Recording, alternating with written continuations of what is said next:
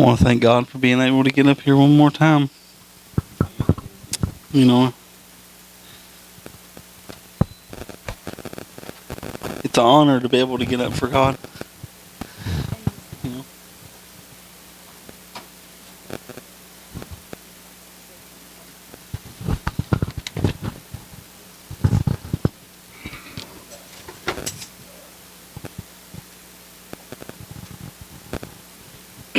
We're going to be in Mark chapter 5.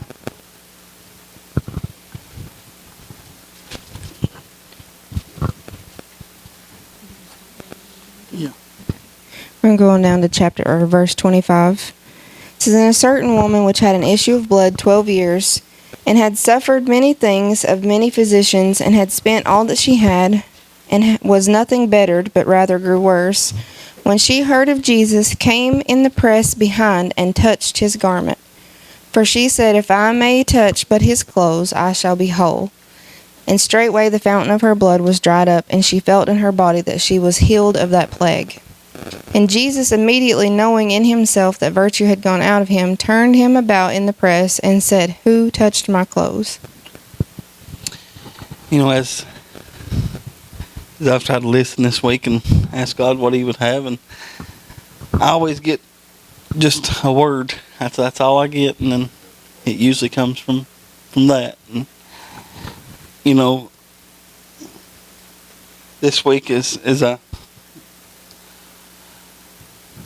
consistency. Consistent, however you say. I know I ain't probably saying that completely right, but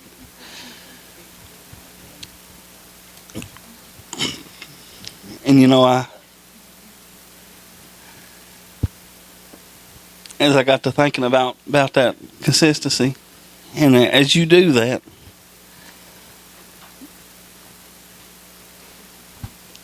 you're staying consistent, and it makes you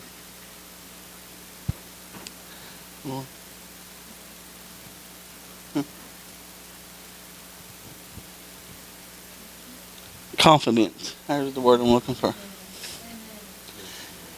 You know, and as I begin to think, about this woman right here, she was consistent to get to Jesus, no matter what it took. Just like we was talking with the man with the roof today, they was going to get to Jesus whether they had to tear the wall out or the roof or whatever, because they knowed that healing was in that house for him. There was not a shadow of a doubt. So they knowed. And as I began to think about it, when we lived in our other trailer, we had stored up some water, as God had said quite a few years ago to do. And well, as that water sat there, it seemed like it burnt. I was like, Lord, why would I save this when it's... But then, I kept on doing it anyways, and then when we moved, I threw most of it away because it was all burnt. And then, about a week ago, a feller that I'd met, I didn't really know him. I just met him through another person, and I'd worked for their daughter. And he come up there to the house with the other guy, and he seen our well, and he said, I've got something I'm going to find you. Well, I never thought nothing else about it. And then the next day he pulls up, and he brings me one of them hand pumps that you put on your well. And I hooked it up, and then I thought, God, that water that I saved might have run. But now I got a whole well full of water. So, and as I hooked that thing up and got it to working, and the more you pump it, the more water you get. The more consistent you are with that pump, the more water you get. And it's the same way with Jesus. The more you put in, the more you're going to get out. And the more you put in, the more stronger you're going to be able to speak of it.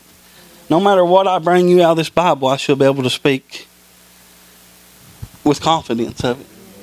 Because there's nothing in here that's going to lead you wrong.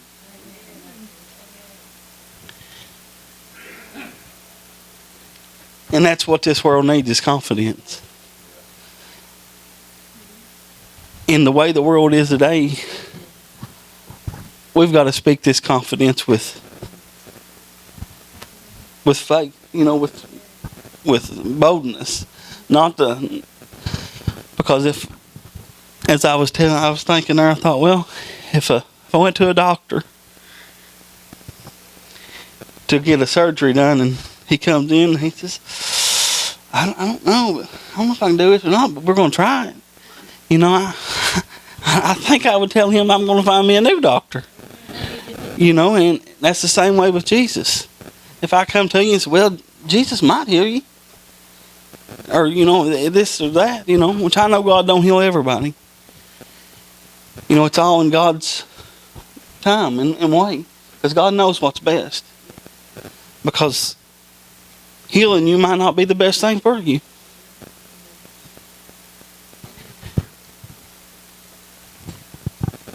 But as I begin to think about this little woman, she pushed through that crowd. As I watched it on The Chosen, she was dedicated. She was going through that crowd, even though they had told her that it'd have to be another time. But no, that woman wasn't taking no for an answer. She was going. And all she needed was just to touch the hem of his garment. And it talks about how Jesus said, we'll do greater than he did. So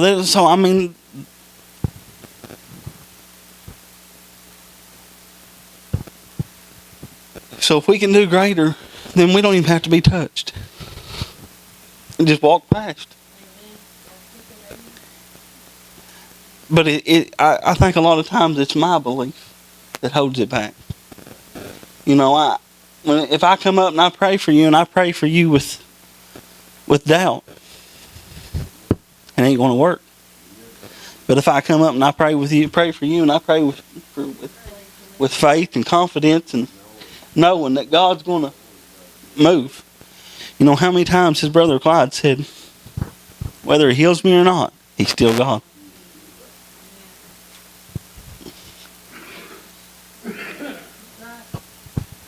Because Brother Clyde knowed that one day he was going to get healed. Imagine what Brother Clyde's life would have been without God, laying there in that bed that way. Our sister Diane. If any of them had a reason to want to lay down and just rest, that was two that had the reason.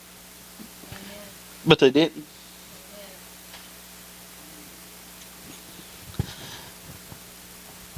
But that's how important it is to stay consistent.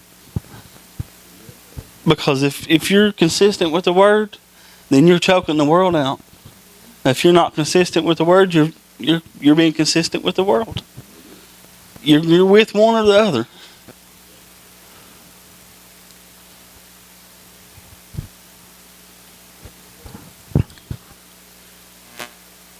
But as you stay consistent, it will make you to be able to speak with confidence.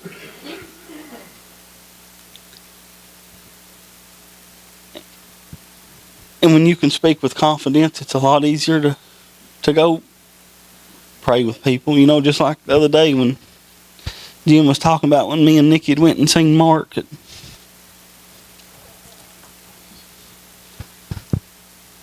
The devil tried to talk me out of doing that.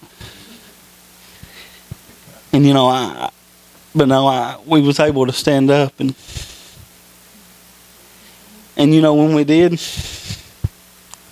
it was just as easy as not saying nothing.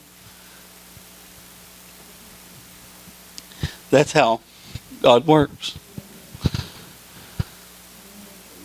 But I know this message ain't been very long, but that's what God has laid on my heart, is to stay consistent.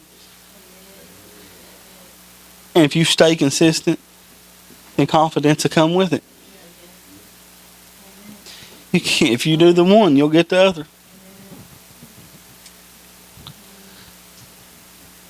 That's what God's laid on my heart today. Well, find us a place to pray.